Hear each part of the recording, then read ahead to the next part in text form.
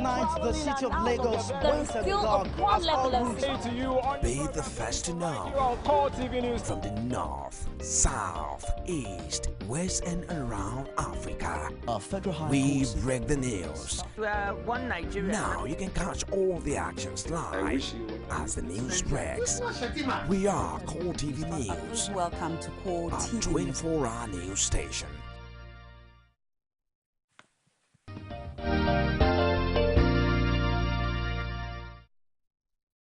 This is your ultimate news and current affairs program, Core Digest, Saturday edition, exclusive to Core TV News. I am Nifemi Oguntoye.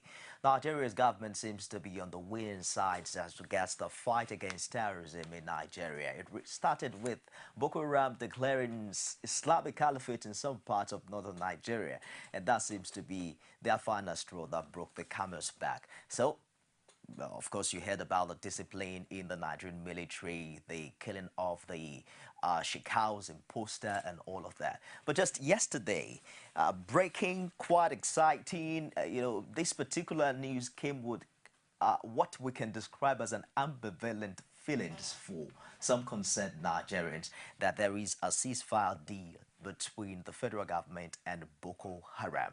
Now, where, how, and what exactly are the conditions are still issues that we are waiting to find out what the details would be. But an amazing and interesting part of all of the stories would be what one of the newspapers reported this morning as regards saying that there are no conditions attached yet in what has also been described as a possible release of the over 200 schoolgirls abducted in Chibok. But let's hear from the horse's mouth, the coordinator of the National Information Center, Michael Mary, as well as the Chief of Defense Staff, Alex Bade. And we'll be back with it.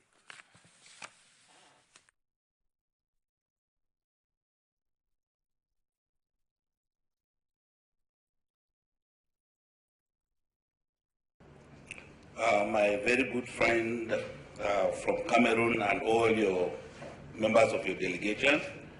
No, you can interpret. Okay. Mon cher ami du Cameroun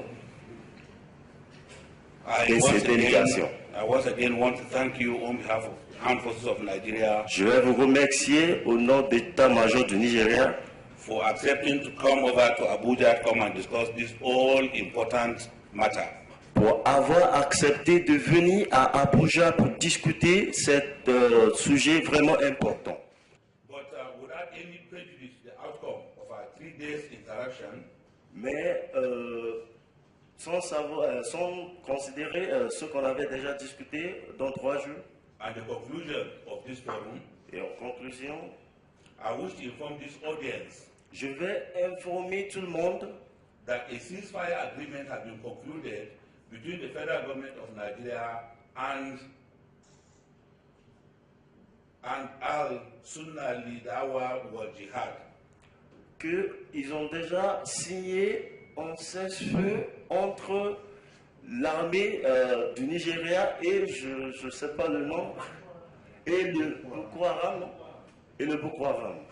I have accordingly directed et j'ai déjà instruit the service chiefs to ensure immediate compliance with this development in the field. Le chef de service de respecter ce qui est déjà signé.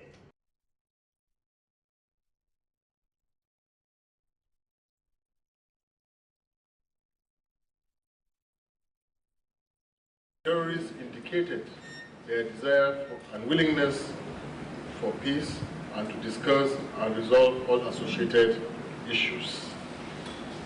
They also assured that the schoolgirls and all other people in their captivity are alive and well. Already, the terrorists have announced a ceasefire in furtherance of their desire for peace. In this regard, the government of Nigeria has, in a similar vein, declared a ceasefire. Finally, this is to assure Nigerians that the greater goal of this process is to ensure the return of normalcy in the land, especially in parts of the country troubled by activities of terrorists.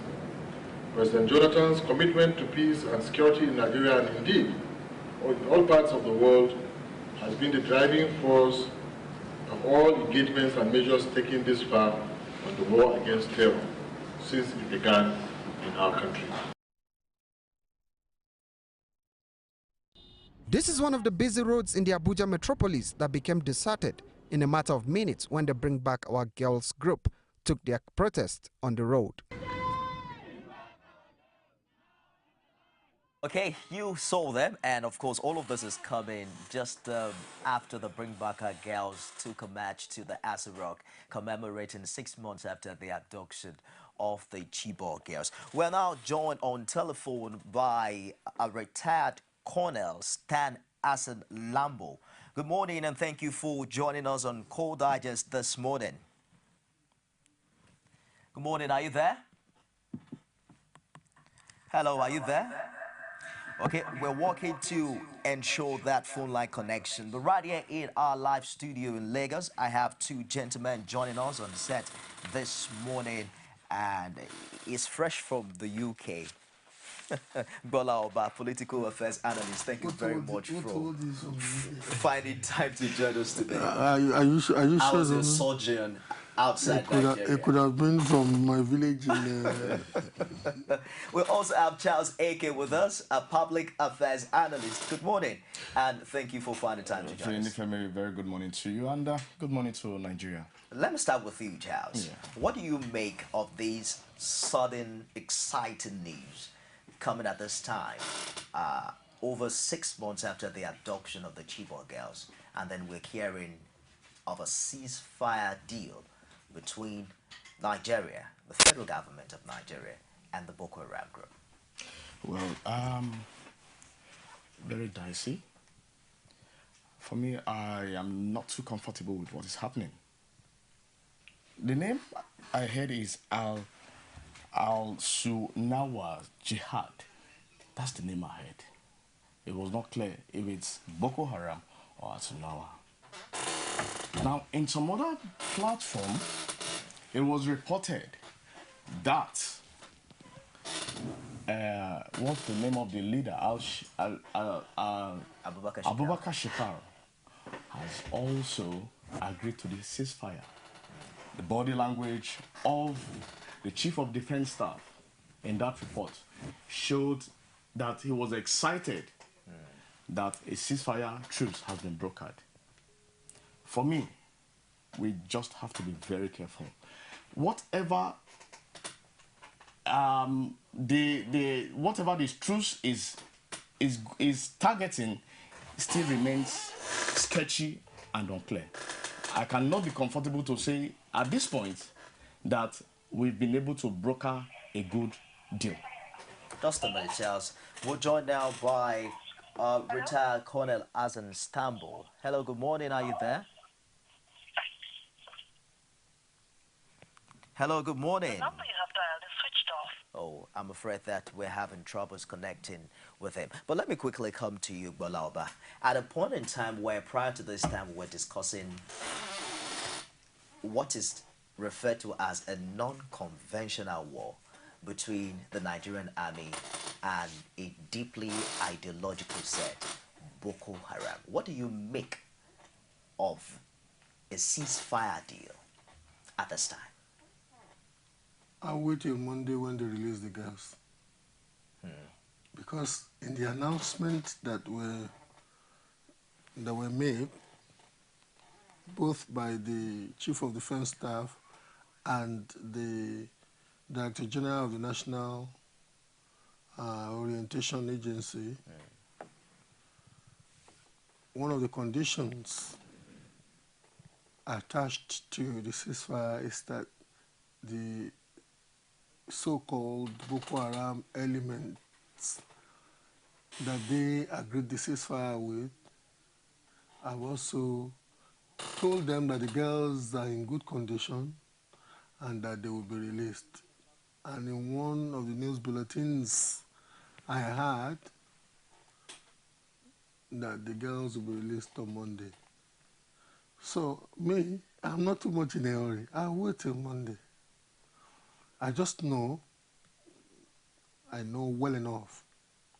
As a student of history and somebody who has been following international politics for a while now, and somebody who started reading about asynchronous war from as far as the time the Yemeni militants were facing the British Army, so about as the 60s and 70s, I know that it does seem that some people in strategic offices in Nigeria are very ignorant of how these people function. They are very, very ignorant. And I'm sorry to say this. In fact, what ordinarily should have been good news to most Nigerians, when I heard yesterday, I shook my head and I feel, but I wait till Monday, because sometimes you want to see things play out and see the unbelievable manifest. I don't see these characters as people. I don't see, and I want to choose my words carefully here, I don't see this faith bastardizing, no promise keeping bunch of ideologues, killers and marauders coming to what could be so dependent on that the Nigerian Chief of Defense Staff came to do the, what I want to, I may be chasing the wrong rabbit. It's all right. We're now joined by a retired colonel, Hassan Stan Lambo. Good morning, and thank you for joining us on Call Digest today. Thank you so much. I'm sure you are aware of the news, the breaking news, quite exciting news for some, and for others, they are still waiting to read the signs clearly of a ceasefire deal between federal government and Boko Haram. I recall the last time you were with us here in our live studio, you made mention that this is not a conventional war and that the Boko Haram sect is typically an ideological group. As a retired colonel, do you see any realistic possibility in this much talked about ceasefire deal?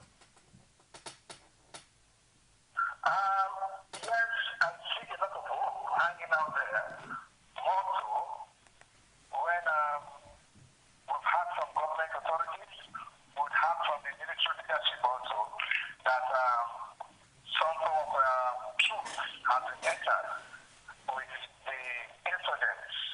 And so we look forward to everything good coming out of it. I know a good number of Nigerians will be extremely anxious, and there will be cautious optimism to see that all things work out well. Well, it is our country, we must continue to look and watch out for the very best. I want to use this opportunity to commend the government and commend the military hierarchy and those who are handling the discussions on our behalf. They are doing a great job, and we must just stand behind them. Would it be too early to commend the government in this regards? Also considering the possibility of having different sects already in the Boko Haram group. Having different what? Different groups. Of course, we've heard of Ansaru, we've heard of Boko Haram. Several times we've heard of the name Ibrahim Shekau coming up almost every time, even after... Yes, I want to believe there is a unanimity of purpose here. I want to believe that given the long duration of time, that is about 26 months, which we have gone through, or beyond 6 months, before getting to where we are now, I want to believe that time has been taken up to really see that the team we are talking with represents a united front and is representing the entire body of Boko Haram, and that we are not just talking to some segments within the insurgents, but we are talking to a united front that will be speaking on behalf of the entire team. The Chief of Defense Staff, Alex Bade, have already directed troops to comply with the ceasefire deal with the insurgent group. I mean, from your own experience, how would you react to that directive, given the safety of the lives of people in northern Nigeria, especially the insurgents-prone areas? It is very much in place. The CBS has done the right thing. Under this set of circumstances, when an agreement has been reached this way, it is left for the chief of defense staff now to issue out his directive or orders to the service chiefs to immediately cease fire from all angles within the operational space and make sure that the troops, the spirit of the troops, is not violated in any way. I think he has just done the very right thing. The only advice I would want to give, if I'm cheating that, is that it is not a time for our military to go to bed. It is not over yet. We should now seize the opportunity of this time to begin to reposition troops so as to get some vantage position without violating the spirit of the troops anyway. We should continue our logistics build-up, detect whatever repairs we need to detect anywhere, and so on. Troops reinforcement to vantage positions, just the taking positions, so that if it turns out tomorrow that the insurgents, each of their words, I want to retract, we are already at a very vantage position that will pay off for us. But given... all what we are doing should be done in such a way that we do not violate the spirit of the troops already put in place. It's all right. Cessation of fire should and must be respected. Given the precedence of all of these, retired Connor, because the last we heard, I beg your pardon, the last we heard of the Boko Haram, the insurgent group, was their call for Islamic Caliphate in some communities in Borno State. And of course, given the number of lives that have been lost, is this group truly trustworthy? Is this statement worth the move by the military authorities to direct troops to comply with the ceasefire, rather?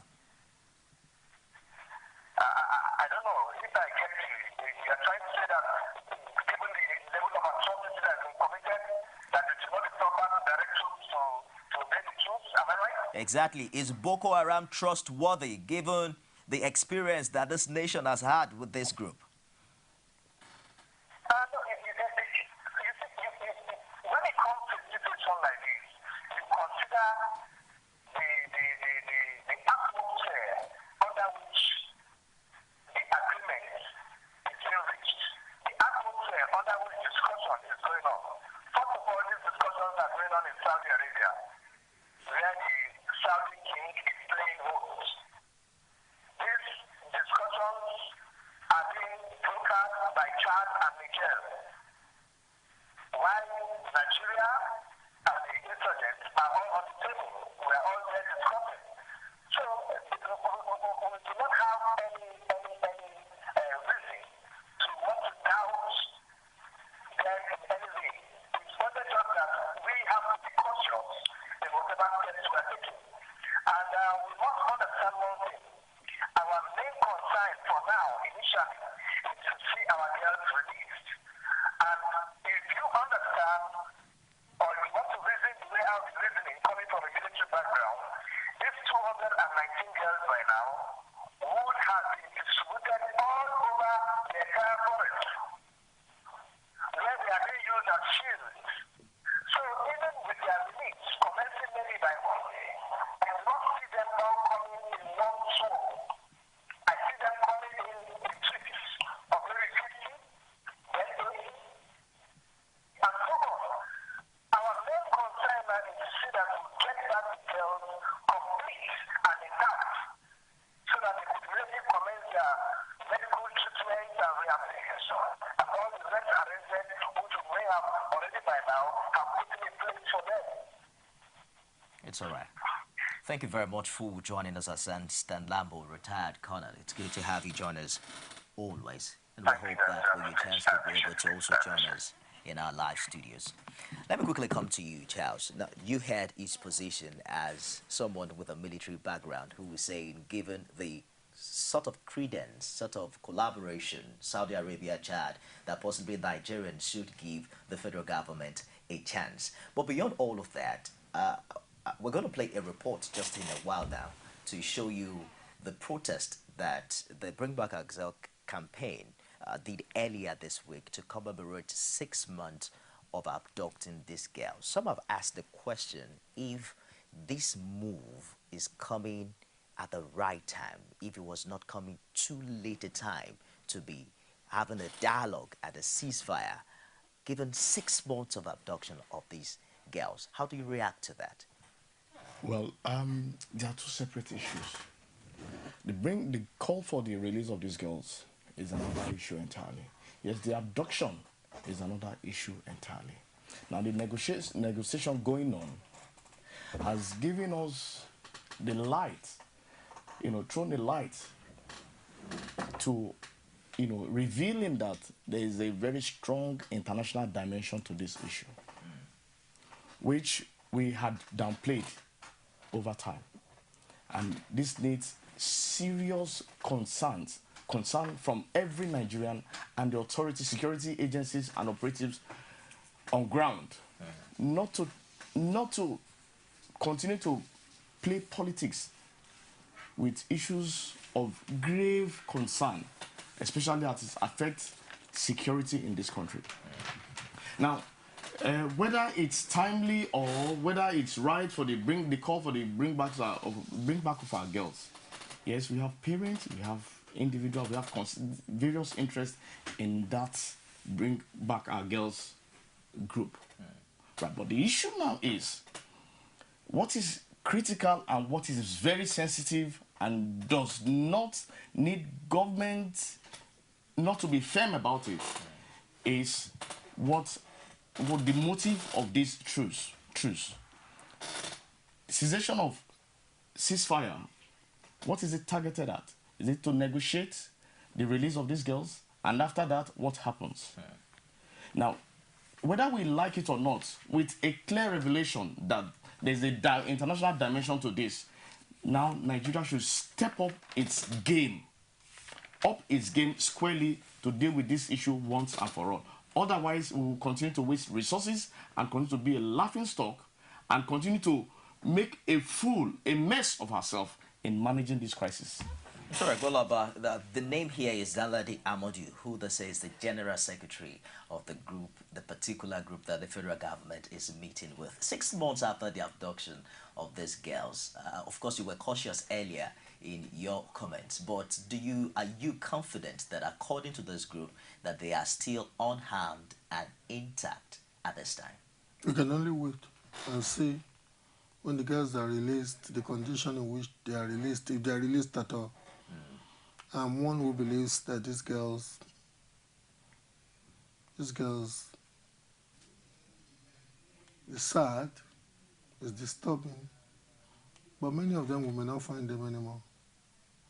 Because these girls were taken and distributed amongst the ranks of people who live in a very, very primitive circumstance, who were perpetually on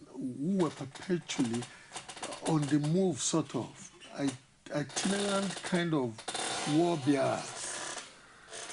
And you're telling me that these young girls who were properly cozied up in the dormitory of their school preparing for could withstand the circumstance, and somebody had the temerity to be intellectually abusing us by telling us that these girls are in proper condition? Oh, they are in proper condition because when they took them from the school in Chibok, they took them to a 5-star hotel in Saudi Arabia. And when I hear people mention Saudi Arabia as though Saudi Arabia is one of the main causes of this problem. By the very version of Islam that they propagate from Saudi Arabia, Wahhabism. Boko Haram and all this rubbish you're seeing all over the world, Boko Haram, ISIS and all this rubbish, is a variant It's a radical variant of Wahhabism. Saudi Arabia has never categorically identified with terrorism in the world. My brother, just study situations around the Middle East, and you will know that developments in Yemen, developments in Yemen, developments in Saudi, in Egypt, developments in Syria, in Iraq. There is a major difference between the face of government that you see in Saudi Arabia and what they use the petrodollar to do.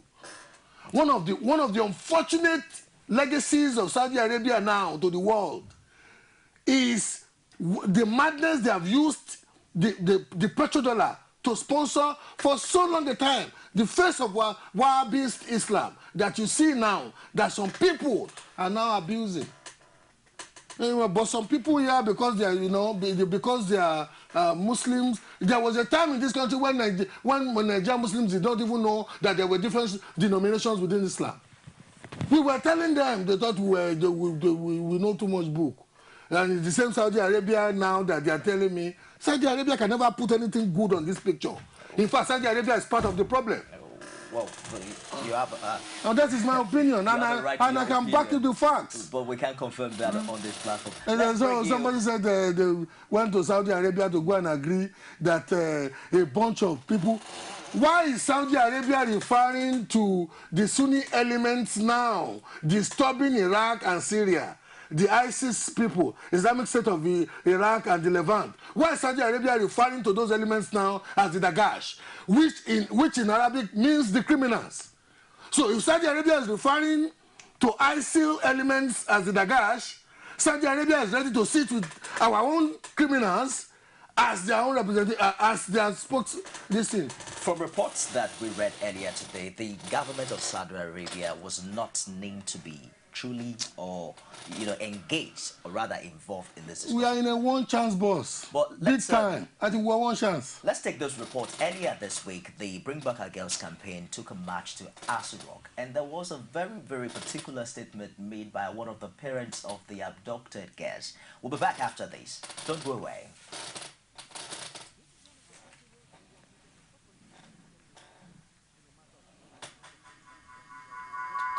Their protests on the road.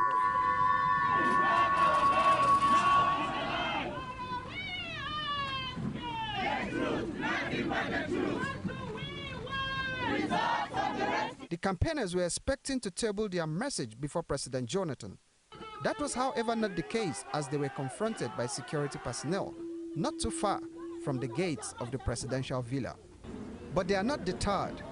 They insist that they must have audience with the president. And they are gone. And we seem to all want to move on. No, we cannot move on. We can't move on. It has been since the 30th of April that we have physically engaged on the matter of the rescue of our daughters. And we will not stop. When shall we stop? Not until our girls are back and alive. When shall we stop? Not without our daughters. What do we want? Bring back our girls to our nation. Just like their last attempt to see President Jonathan, they were met on the streets by a government delegation led by the Minister of Women Affairs, Zainab Maina, with the Minister of Water Resources and Lands and Housing, Intu, who promised to deliver their message to the president. Carefully, and when each and every one of your questions and your comments have been noted, or your comments have been noted, you have sent us to him as he sent us, asked us to come and meet with you on his behalf. But I think there are some one or two issues that... But this man insists that government must negotiate with the insurgents. We know Mr. President is there, not by mistake. God placed him there, and God knows he can do it. We know he is trying, but we want him to try more than this. I will urge Mr. President to use negotiation to bring back our girls. I wonder what happened. America came in, some other nations came in to help us, and what makes them to go back again? I'm so much disturbed in this case. I know the military men are trying their best, but I have doubt in the military men. This member of the group cannot understand why they have been denied access even after she claimed their request was acknowledged. We are just simply making demands that are in our constitution. The demand for the Chibok girls, I think everybody needs to understand, it's not a privilege for them to be rescued. It is their right as enshrined in the Constitution of the Federal Republic of Nigeria, and that's why we're just making a simple demand that it's illegal. So we wait and see what happens. But we are a group that has acted on our core values, one of them which is of ability. We are courteous, we are disciplined, we do not take things anyhow. So we listen to our leaders and we will do the needful. But at the same time, we are calling onto the president that he needs to meet his citizens that gave him the mandate to be where he is today. He needs to come out and he needs to address us. The issue of the Chibok girls, honestly, the fight for that Chibok girl, the rescue for the Chibok girl is the rescue for the soul of this nation. It's now more than 6 months after the abduction of the Chibok girls, and the campaigners say they will continue to push their cause until the girls are brought back alive. Welcome back. Now, that campaign and the campaigner have come under heavy criticism. Some have said this is an anti-government protest. The presidency has even the presidency. They should just imagine if those kids were their own children. Okay. These people don't, you see, they tried their best initially to claim that the girls were not kidnapped. Yeah. That argument failed. They tried to mislabel elements like that courageous lady who has always claimed not to be partisan on this matter. They tried to stigmatize her. But you see, the truth is that nobody can sweep this under the carpet. And in so much as the girls are still out there, the bona fide authority to which any law-abiding Nigerian can walk up to and say, you know what, even when we know that you are trying, you need to still do better, is the government. And people who ask those questions or people who make such demands should not be seen as the enemy of the government. Why are they now in a celebratory mood, supposedly, when they have supposedly entered into a kind of quote-unquote ceasefire with Al-Nusra or Boko Haram? And one of the very reasons why they are very in a celebratory mood is because the girls are also going to be released. You see, we confuse issues in this country. And some things, there's a major distinction between the fact that some elements said they would make Nigeria ungovernable when this gentleman was fortunate to make the presidency. We campaigned for Jonathan. People have forgotten that we were going around TV stations, radio stations, and we were speaking grammar when his constitutional right was about being denied him as the sitting vice president of the Federal Republic of Nigeria when his principal officer was sick. And there was a vacuum in leadership in this country, and we were agitating that Goodluck Ebele Jonathan should be allowed to ascend the office of presidency. It was not because he paid us. It was because we knew it was the right thing to do. Suddenly now, we are now Jonathan's enemies for asking for the basic constitutional right. Like that lady said, the basic responsibility of government in any democracy is the protection of life and property. For God's sake, if these children were to be our children, some of us would have gone ballistic than this. Some of us are parents.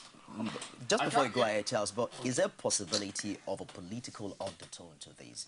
Is there not a possibility of opposition hijacking this particular situation against the ruling government? At this point, it's inconsequential, it's immaterial, and it's irrelevant. Some of us are parents. It's almost 6 months that I want to place myself in their shoes as a parent. That my daughter has left me, didn't leave me of my own accord, with my own consent. Somebody abducted. Now, as a taxpayer, the government of the day that's supposed to put all the machineries in place to ensure and guarantee security of lives and properties. If we want to quantify what we have lost as a nation, what this economy has lost as a nation due to wanton destruction of lives and properties, we cannot place a figure to it. In trillions, it runs into trillions. And one single life does, no matter the number of trillions, a single Nigerian that is lost as a result of insurgency is worth much more than a billion or $100 billion. Sorry, Charles, let me hold you there for a moment. Okay. We have a caller from Benin. Good morning, Roland. Hello, Roland. Are you there?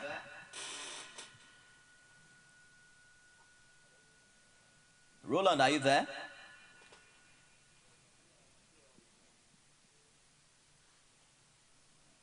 If you're there, please go ahead with your contribution.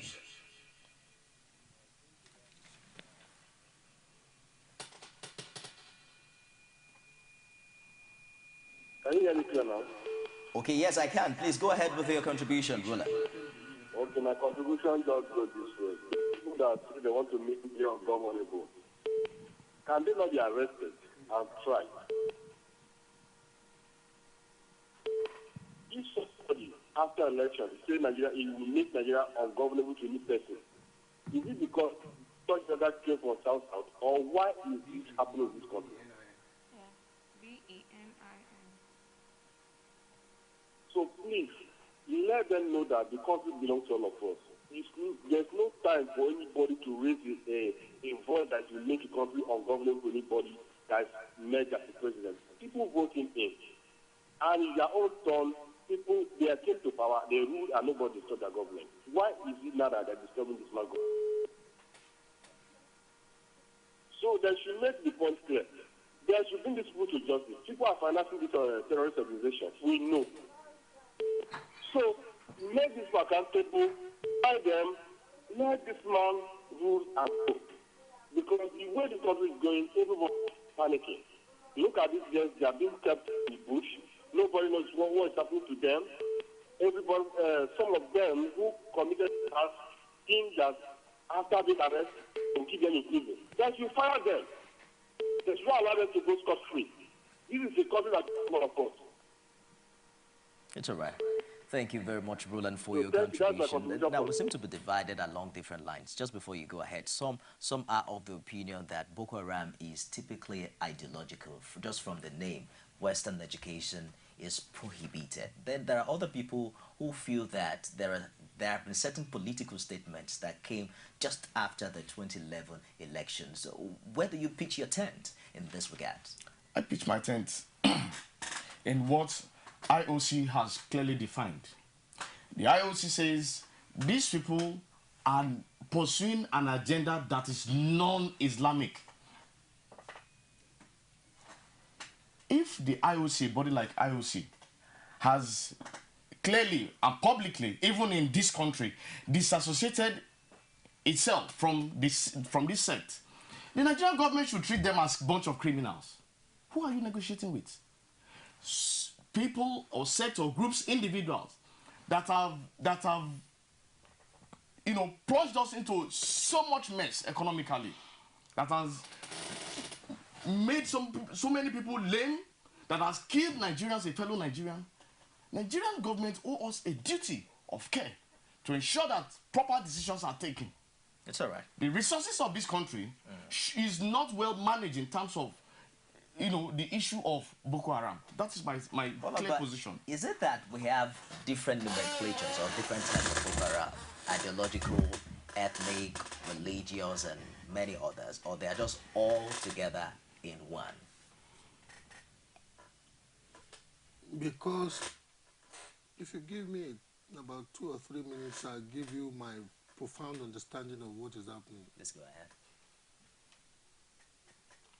For so long a time, Islam, that great religion of peace, was abused by dominant power in most Islamic countries to subjugate their people. and I'm talking of countries, the Saudi Arabias of this world, the Egypt of this world, the Syrias of this world, the Iraq of this world, they used the faith to subjugate their people. And there is an extent to which you can repress people. And fundamentally, again, apart from the non-inclusiveness of the nature of governments that those countries have, we are talking, this Saudi Arabia they are celebrating is basically ruled by a single family, the Saud family. One single family, ruling a whole nation.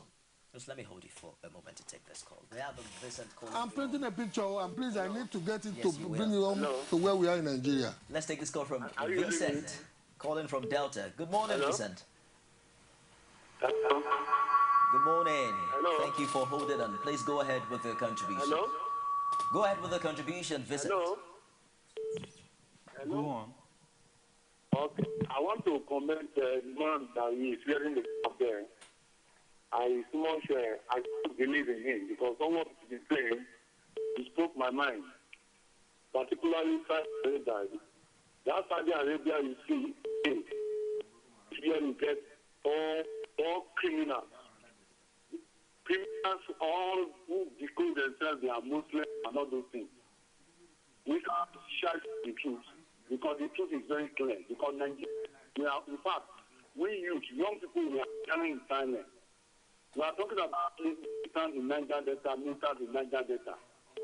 If it is not, it's the one ruling now. We will continue to fight in this because government United is ruling. If it is not, we will fight because when Yaduan was ruling, he went for negotiation. The military they dropped their arms. Why Boko are not dropping their arms? My concern is that they should release the dead. If they release the dead, we'll be happy. Because what the man that's wearing the red cap, I someone commented, just like the kind of people who live in this country.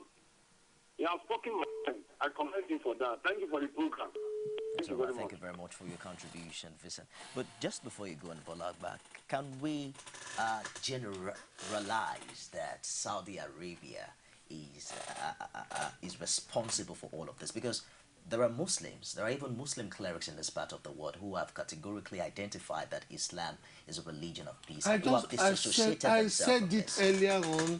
I said that great faith, that great religion of peace. I said it. Not because I studied. Look, my brother, human beings are the ones killing human beings. It is not the holy book, the Quran, that is killing people. It's all right. Human beings. And you know why human beings kill? When you have a system that does not give me a sense of relevance. Look, I tell people, you know where there will still be... I was born in Mushin, raised in Mushin. I say that often to even the irritation of some people. I tell people that if I ended up not being invested on by my single-parent mother, who made sure I went to school, spent everything she had to send me to school, and I ended up getting a better life like I'm having now, middle class, upper middle class Nigerian, I probably would have ended up in Mushi being a killer. Because those who ended up being the killer, we hobnobbed together when we were young. My brother, it was the thin line of the investment of faith in me by a woman that differentiated my life, the trajectory of my life, from those who ended up being killers in Mushi. And you see, when governments fail their people, when governments repress their people, as we have seen across the swath of the Middle East, the good faith of Islam took a variant. You must remember, why have people been this intellectually lazy? There was a time in Latin America that even Catholicism, the Catholic movement, had a degree of rebellion built into it by some Catholics in countries like Guatemala, countries like this thing. When you overuse a religion to repress people, that people, some deviants among them will use that same religion and and abuse the face of his doctrine to do the heinous. That is what we are having now in Islam. It is not that the faith is bad. It is that both on the side of the governments that we have known to be representing this faith, they have abused that faith, and some of the cantankerous elements, deviants in their society, are now also using that faith to justify malady. That is what you're having and that is what has spread as a cancer to us now. That answers your question. Is Boko Haram an ideological movement? Yes.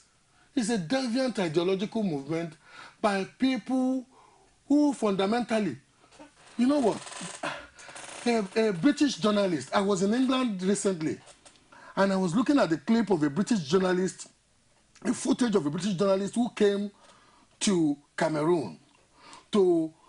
She got embedded, Sky correspondent actually, she got embedded in the Cameroonian Expeditionary Force fighting against the variant of Boko Haram that spilled over to Cameroon.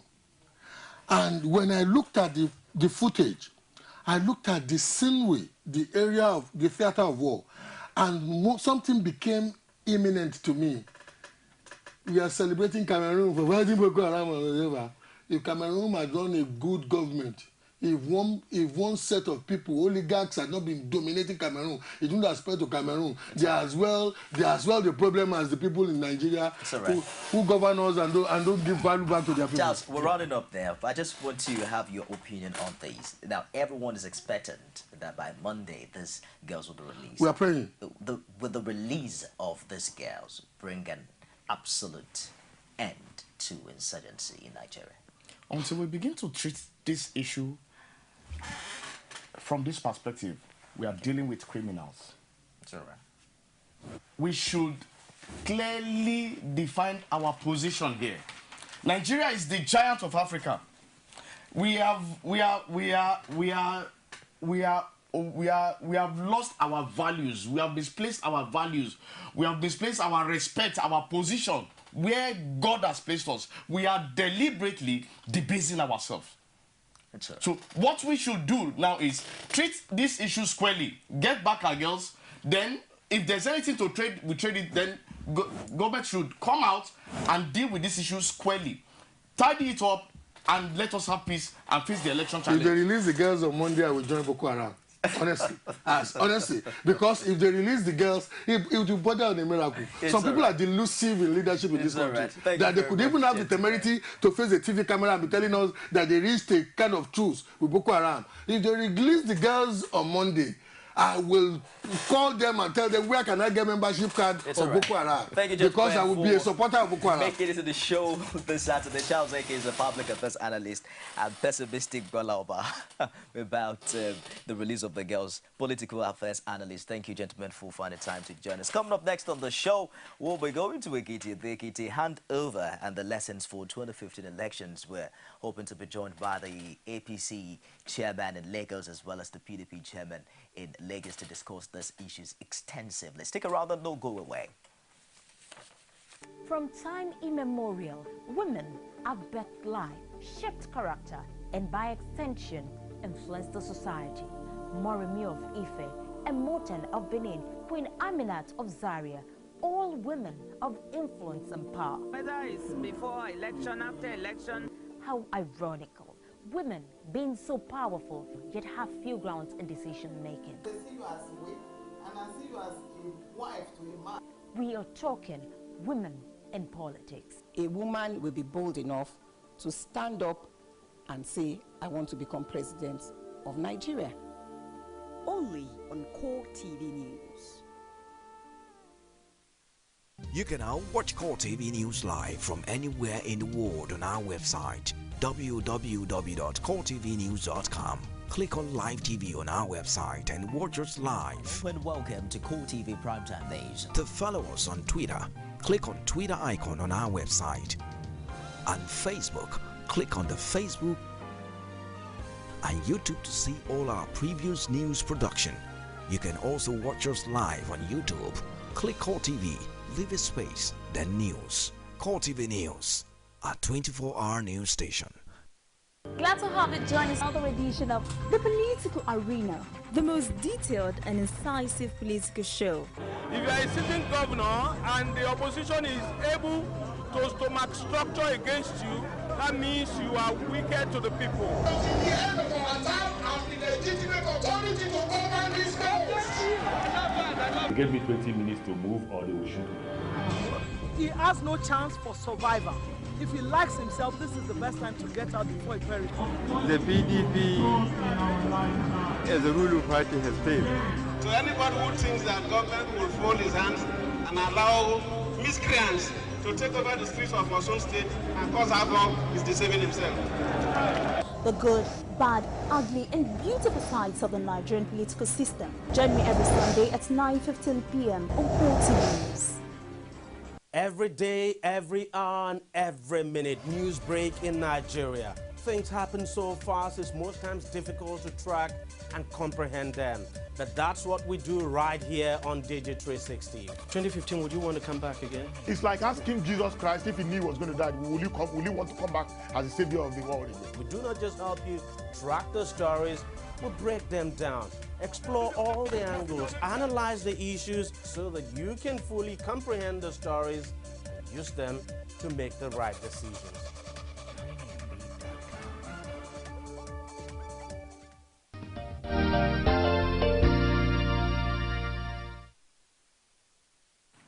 All right, there's a political calculation ongoing in southwestern Nigeria. APC in Lagos, PDP in Ondo. Of course, the new government just kick-started in Ekiti, and it's PDP. Now, there's a lot of talks as regards lessons that should be learned in the just concluded, of course, the June 21 election in Ekiti, and just the recent inauguration of a new government in that part of Southwest. I'm joined now this morning by the PDP chairman of Lagos State, Tunji Shele. Good morning, and thank you for finding time to join us today. Thank you very much. How exactly would you rate the performance of INEC as well as the electorates in the just concluded Ekiti and Osun elections? Well, to the best of my knowledge, they have done their best, but their best is not good enough. They meant well, but you will see people who want to manipulate and compromise them. INEC is supposed to be independent. Thank God we have youth corpers as the majority of their staffers or temporary workers. Otherwise, it could have been very, very sad situations. I want to thank Professor Jega for being committed, for being faithful to the cause of democracy. He should have more energy. He should invest in his empire, the INEC, by ensuring that his core staffs are not compromised. I know he cannot be compromised, but his core staff should be kept on watch. In the just recently conducted elections that we experienced, would you say that people voted for individuals or for parties? To a large extent, the individuals, and to a reasonable extent to the party, because when a party is working hard, definitely it will reap the fruits of its labor. PDP in the Southwest has been transformed into a new machine, election-winning machine, because the individuals involved have known the tricks of APC, and they are ready to carry the battle to their homes. That's why the election in Ekiti turned out the way you saw it. APC is making one mistake. They feel they can always impose. They feel they can always use anybody, no matter how unpopular, for an election, as long as they have the means to sponsor that candidate.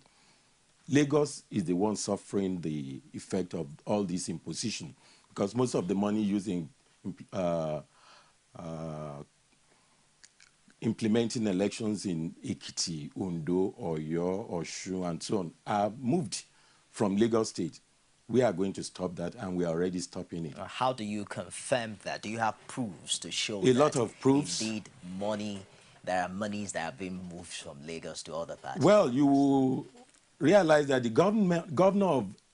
present governor of Osun State was once a commissioner in Lagos State, a strategic ministry for that matter, Ministry of Works.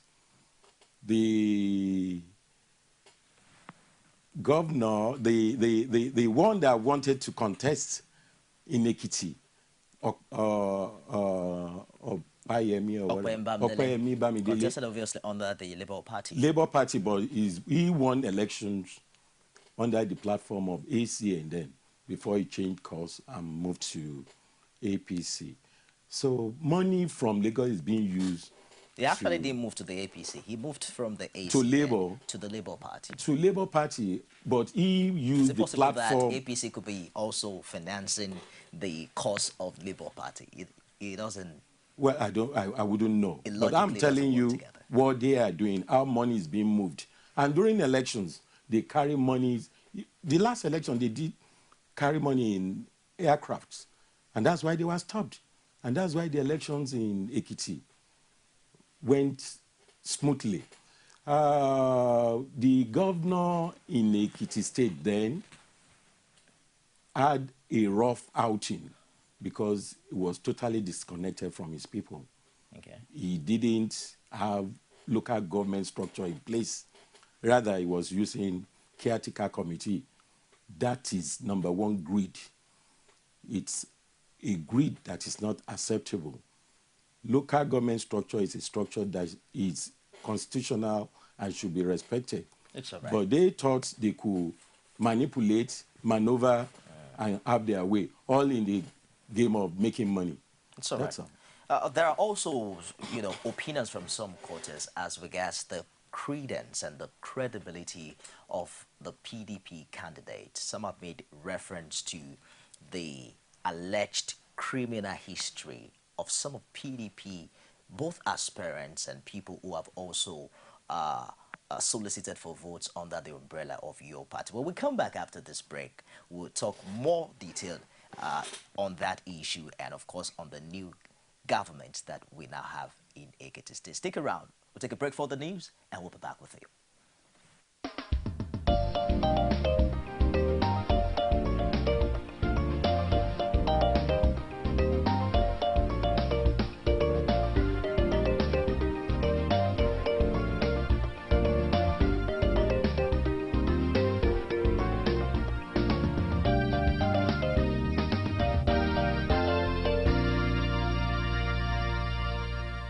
Core TV News, expanding your view.